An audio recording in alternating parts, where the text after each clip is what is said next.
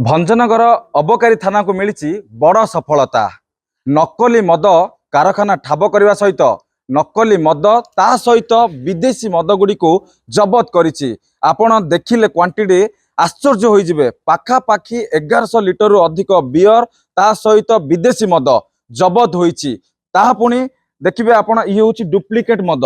एई duplicate अपमिश्रित मद मध्य लोकों को बिक्री करा जाउतिला। आ एई मद पिउथिले लोके जहाकू विभिन्न प्रकार ब्रांड देकी लेबलिंग करिकी ताकू प्रस्तुत करा जाउतिला। मार्केट रे बिक्री करा जाउतिला। एई नकली मद पिउथिले लोके एई सब मद गुडी को जबत करिछि गांगपुर थाना अंचलरू। गांगपुर थाना अंचल दीर्घ दिन धरी एई व्यवसाय चली रही। आज अबकारी थाना विभाग पक्षरु एक विशेष सूत्रରୁ खबर मिलिथिला एवं सेमाने चढ़ाऊ जारी रखिथिले।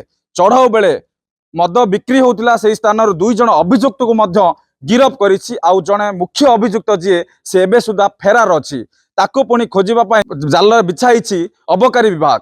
आपण जानि पारुथिबे एही होछि सब मद पाखापाखी 1100 लिटर रु अधिक मद एठी रखा जायछि। आर अनुमानिक मूल्य पाखापाखी 10 लाख टंका हबो बोली जहां हमको सूचना मिली। देखंतु ये होछि गोटे फ्रिज मध्य रहिछि। फ्रिज मध्य रे बियर गुडी को बिक्री करा जाउतिला।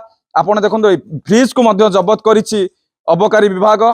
फ्रिज रे मद भर्ती थिला एवं फ्रिज सहित मद पेटी गुडी को आनी जबत करिछि एवं 2 अभियुक्तक सह एई मद को आज सीज करा जायछि। आ अभियुक्त को आज कोर्ट चालान करा जिवो मध्य खबर पाइछि। आम पाखरे अछंती अबकारी थानार डीएससी अछंती तांको सहित अधिक आलोचना करिबा।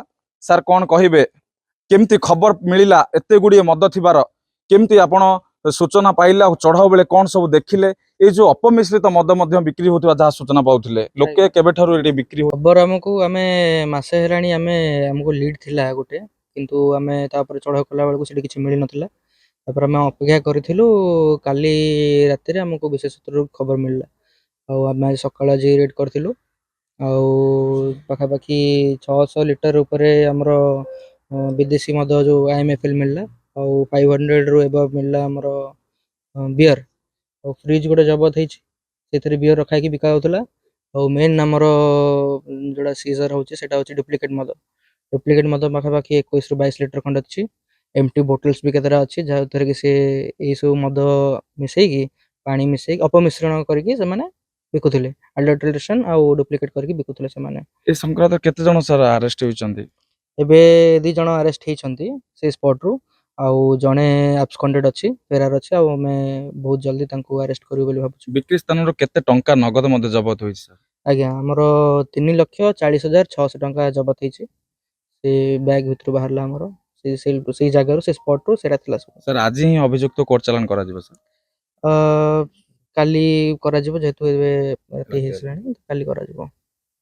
पाखापाखि जो मद सर सब जिनस अपमिश्रण ना ए आईएफएल जोड़ा कि विदेशी मद बिक्री लाइसेंस प्राप्त ना से बेआईन भाव उड़ा सब बिक्री करते सर? एटा सर कोठु आछि एटा ड्यूटी पेड कि नॉन ड्यूटी पेड से तो ऑब्वियसली गोटे जगह स्टोर हेछि माने सेटा हमरो नॉन ड्यूटी पेड हेथिबो बडा लागुछि किंतु तदंत पर जाना पड़िबो से सब।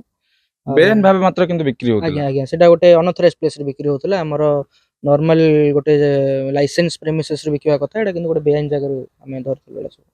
देखो गांगपुर अंचल दीर्घ दिन है बेआईन भाव मद बिक्री होता जहाँ को खबर पाई अबकारी विभाग एवं आज चढ़ाऊ समय एत गुड़िए विपुल परिमाण मद जबत करने सहित डुप्लिकेट मद बा नकली मद को जबत कर जार परिमाण 22 लिटर हम युड़ी को अपमिश्रण भाव करी खाली बोतल रे भर्ती करा जाउथिला एवं लोकों को बिका जाउथिला। एही नकली मद पिउथिले लोके जानि पार नथिले टंका खर्च करुथिले। भंजनगर अबकारी थानारू राजेश कुमार पंडा, ओटीवी।